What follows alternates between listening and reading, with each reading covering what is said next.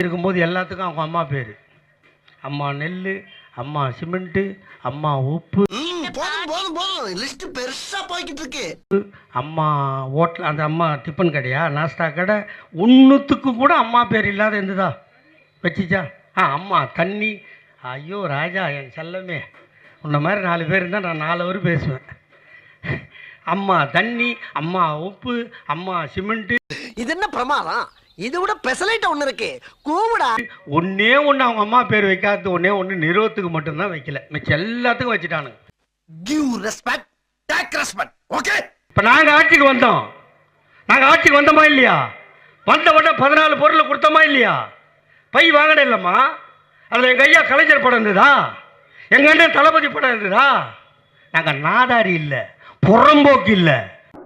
யார் சொன்னா? எந்த கேன சொல்றான் சார் நான் கெட்ட வார்த்தை பேசுறேன் அப்படின்னு சொல்லிட்டு?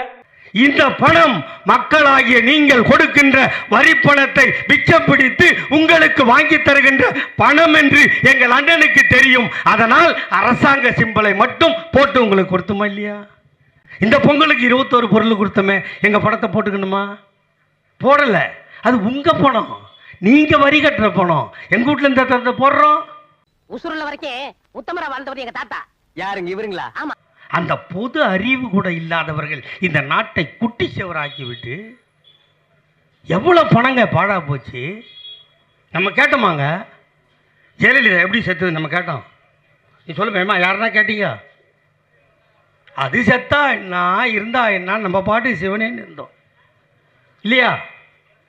இவனுங்களே போய் இவனுங்களே கடற்கரை ஓரத்தில் போய் 3/4 மணி நேரம் கண்ணை மூடிக்கின்னு உட்காந்துக்கின்னு கேட்டால் தியானம் பண்ணுறானா. என்னடா பண்ணேன்னு கேட்டால் அம்மா ஆவியோட பேசினுக்கிறேன்.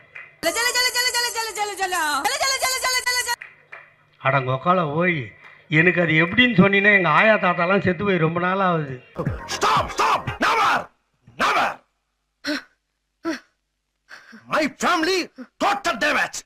நானும் போய் புலகத்துற சுடுகாட்டில் உட்காந்துன்னு ஆயா தாத்தா அவன் தானேங்க சொன்னான். மர்மமாக இருக்குன்னு யாருங்க சொன்னது? நம்ம சொன்னோமா? அவன் சொன்னானா இல்லையா? விசாரிக்கணும்னு சொன்னானா இல்லையா?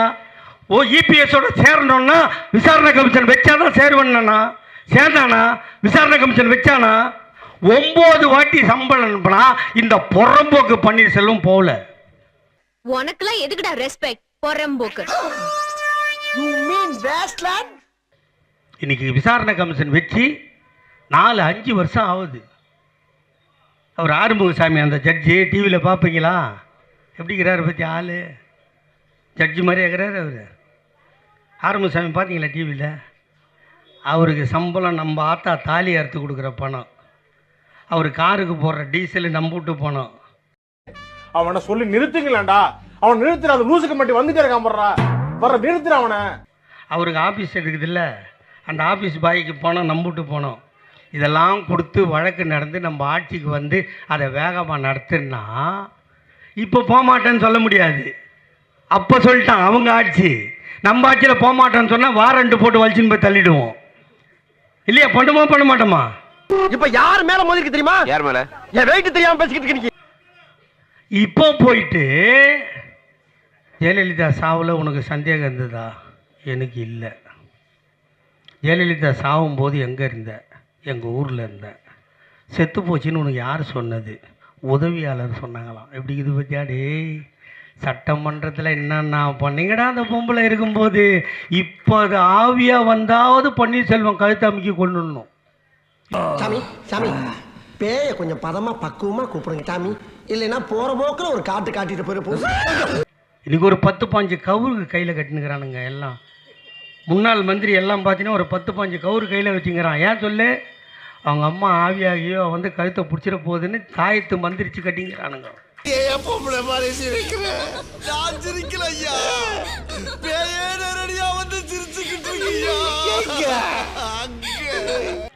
சரி, ஏன் கொரோனா போச்சு? ஏன் தளபதி வந்தா கொரோனா போயிடும்னு நம்புனீங்க, போயிடுச்சு, சந்தோஷமா இருக்கீங்க. நீ ஊர்ட்டமா, உன் நல்ல மனசுக்கு நீ தான் ஜெயிப்ப. இதுக்கு முன்னாடியும் ஒரு 4.5 வருஷம் ஒரு எரும மாடு ஆட்சி நடத்துச்சு. நீ ரொம்ப ஓவரா போயிட்டு இருக்க, ரொம்ப ஓவரா போயிட்டு இருக்க. என் பொறுமைக்கு ஒரு அளவு இருக்கு. இந்த வீடியோ பார்த்துட்டு லைக் பண்ணலைனா ஆன்டி இண்டியன், ஷேர் பண்ணலைனா ஆன்டி இண்டியன், கமெண்ட் பண்ணலைனா ஆன்டி இண்டியன், சப்ஸ்கிரைப் பண்ணலைனா ஆன்டி இண்டியன், பெல் சிம்பல் அமுக்கலைனா ஆன்டி இண்டியன்.